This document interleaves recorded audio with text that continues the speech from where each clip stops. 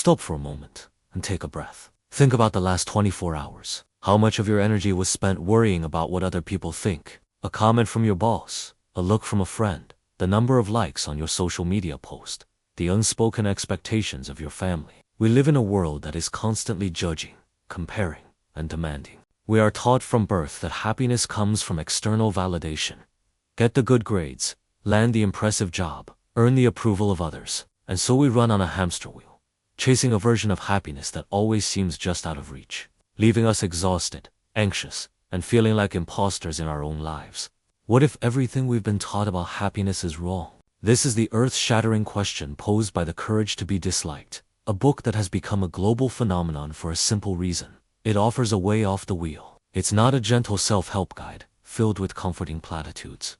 It's a philosophical bombshell, a direct challenge to the victim narratives and approval-seeking behaviors that govern our lives, based on the powerful and often overlooked theories of Alfred Adler. One of the three giants of 20th century psychology alongside Freud and Jung, this book presents a conversation. It's a dialogue between a deeply unhappy youth who is, essentially, all of us, and a philosopher who systematically dismantles every assumption the youth has about life. This article is your deep dive into that life-changing conversation. We will journey through the 5 nights of dialogue, exploring each of Adler's radical ideas in detail. We'll tackle the shocking claim that trauma does not exist, the assertion that all your problems are interpersonal relationship problems, and the ultimate, liberating tool known as the separation of tasks. This is not a quick summary. This is a 10,000-word blueprint designed to help you internalize these concepts and apply them to your own life. It will be challenging. It might even make you angry. But if you stick with it, it will grant you the one thing you've been searching for: the courage to be free. Night 1. Overthrowing your worldview. The past does not define your present. This is the starting point of the entire intellectual revolution, and it is by far the most shocking. The very first concept the philosopher introduces is enough to make most people recoil. Adlerian psychology flatly denies the existence of psychological trauma. The vast majority of us live in a Freudian world of etiology, the logic of cause and effect. Our default mindset is, my present self equals the sum of my past experiences. I have social anxiety because I was bullied as a child. I have low self-esteem because my parents always compared me to others. I can't succeed because I didn't come from a privileged background. Etiology offers an explanation that is both logical and comforting. It allows us to attribute our current unhappiness to a past cause, giving us permission to remain stagnant. After all, if I am a victim of my past, what can I do? Adlerian psychology proposes the radical opposite: teleology, the logic of purpose. Teleology argues that we are not driven by past causes, but rather we act in order to achieve a certain purpose. You are not socially anxious because you were bullied. You have created the symptom of social anxiety for the purpose of avoiding future hurt in interpersonal relationships. You are not insecure because of your parents' comparisons. You have chosen insecurity as an excuse for the purpose of avoiding the hard work of improving yourself. This shift is seismic. It liberates us from the determinism of the past, but it also hands us a heavy responsibility. Your current lifestyle is the result of your own active choice. Anger as a tool, an emotion to be turned on and off. To help the youth grasp teleology, the philosopher uses a perfect example. A mother is screaming at her daughter. The phone rings. She immediately answers it in a polite, gentle tone. After the call, she instantly switches back to her rage-filled voice and continues scolding her daughter. Etiological explanation: the mother yelled because she was overcome by an uncontrollable emotion called anger. Teleological explanation: the mother used anger as a tool for the purpose of quickly dominating her daughter and forcing her to submit. The phone call proves she had complete control over it. This example reveals that what we often call an emotional outburst is merely a performance we stage to achieve a goal. We get angry because we believe, consciously or unconsciously, that anger is the most efficient means to an end. Trauma doesn't exist. Only our interpretation of the past does. This is the most crucial and easily misunderstood point of teleology. Adler is not denying that tragic or painful events occur. What he denies is that these events have a deterministic power over our present. What determines who we are is not our past experience, but the meaning we assign to that experience. The same event can be interpreted by one person as proof that my life is over, leading to a downward spiral. Another person might interpret it as a wake-up call to work harder, leading to renewed effort.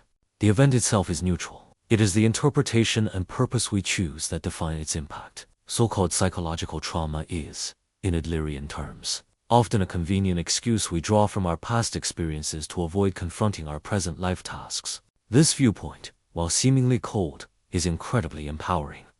No matter what happened in your past, it cannot stop you from choosing a new way of life, starting right here, right now. Change doesn't require years of digging into the past. It can happen in an instant. Night 2. The source of all problems is found in our relationships. If the first night grants us the possibility of change, the second night dissects why we suffer in the first place, pinpointing the source of all our problems with laser-like precision. Interpersonal relationships. The essence of suffering. The philosopher declares, all human problems are, in essence, interpersonal relationship problems. At first, this sounds absurd. Surely a person's private struggle with their appearance or education level is a personal issue, not a relational one. Adler's insight here is profound. All feelings of inferiority arise from social comparison. If you were the only being in the universe, concepts like tall, short, smart, dull, attractive, unattractive would not exist. You could not feel inferior. It is only when you place yourself within a social context and begin comparing yourself to others that a subjective feeling of inferiority is born. Therefore, even our most seemingly internal and private anxieties are, at their root, about our relationships with others. We define ourselves through comparison, and in doing so, we trap ourselves in an endless cycle of suffering. From a feeling of inferiority to an inferiority complex. Adler does not view a feeling of inferiority as a bad thing. This feeling, the sense that one is lacking in some ways, a natural motivator for progress and the pursuit of excellence. A person who is completely satisfied with their current state will never strive to improve. The problem arises when a person begins to use their feeling of inferiority as an excuse not to act. This is when it devolves into a harmful inferiority complex. Because I have a poor education, I can't find a good job. Instead of taking action to improve one's skills. Because I'm not attractive, no one will ever love me. Instead of developing one's inner character.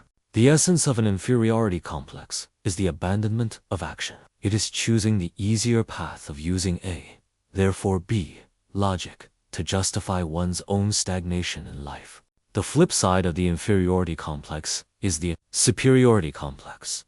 This refers to people who indulge in a false sense of superiority. For instance, by constantly showing off luxury brands or name-dropping powerful acquaintances. At their core is a raging sense of inferiority. Even more perverse is the pattern of bragging about one's misfortune. These individuals use their tragic stories to make themselves special, reveling in the unique status of being a victim. They use their past suffering as a weapon to control and manipulate others, for example, by making others treat them with extra caution and pity.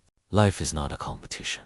The reason we get trapped in comparison and suffering is that we mistakenly view life as a competition. We see everyone around us as a rival. When we see others succeed, we feel as though we have lost. When we see others happy, we feel jealousy or anxiety. Adler proposes a completely new worldview. People are not your competitors. They are your comrades or partners. Everyone is moving forward on their own unique path, at their own pace, and in their own direction. We should be able to cheer for the progress of others, not try to outrun or trip them. When you can genuinely celebrate the happiness of others, you have freed yourself from this meaningless competition, and your problems lose the soil in which they need to grow. Night 3. The key to freedom. The separation of tasks. After diagnosing the root of our problems, the third night provides the concrete, practical scalpel to operate with. The separation of tasks. This is the most central and useful tool in Adlerian psychology, and it is the essential first step toward freedom. What is the separation of tasks? This practice involves making a clear distinction. Whose task is this? The vast majority of our suffering in relationships comes from one of two things. Either we are interfering in other people's tasks, or we are allowing others to interfere in ours. Let's apply this to common scenarios. A parent is worried sick about their child not studying for exams. The child's lack of studying is causing the parent immense stress. Using the separation of tasks, we ask, who will bear the ultimate consequence of failing the exam? The child. Therefore, studying is the child's task. The parent's task is not to force, nag, or bribe the child into studying. That is interference. The parent's task is to be ready and willing to offer support if the child asks for it. By trying to control the outcome of the child's task, the parent is actually satisfying their own need for control, for social standing. I have a high-achieving child, or to quell their own anxiety. This interference backfires, breeding resentment and preventing the child from learning to take responsibility for their own life. Let's flip it. You poured your heart into a project at work, but your boss barely glanced at it and gave you a lukewarm response. You're crushed. Okay, use the sword again. Doing your absolute best work. That's your task. You crushed it.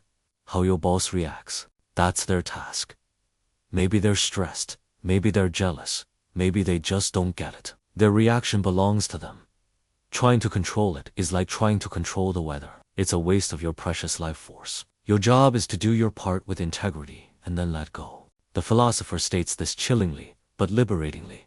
To wish to not be disliked by anyone is an utterly impossible task. To live your life trying not to be disliked is to live a life of profound unfreedom. When you practice the separation of tasks and stop living to meet the expectations of others, you attain true freedom, and the price of that freedom is the possibility of being disliked. The courage to be disliked does not mean you should actively try to be obnoxious. It means that when you live according to your own principles, and are, as a result, disliked by someone, you have the courage to continue on your path, unshaken. This is a profound liberation.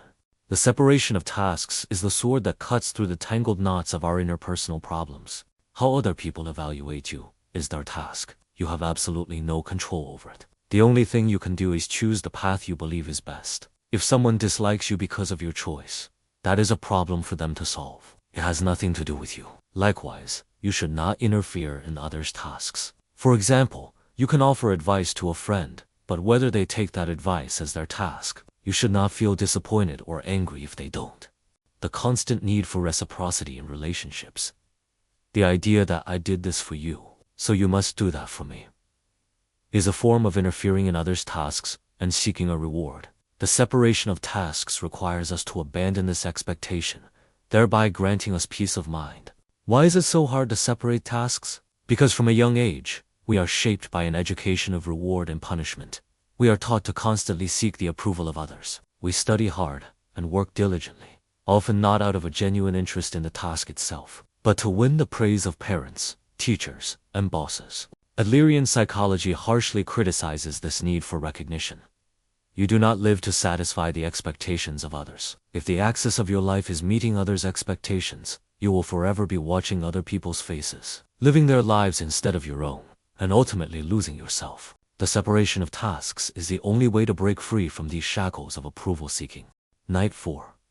The center of the world is within and without. Building community feeling. The separation of tasks grants us freedom, but it can also lead to a misunderstanding. Doesn't this philosophy breed selfish, isolated individuals? The discussion of the fourth night is designed to answer this very question, introducing us to the ultimate goal of Adlerian psychology. Community feeling.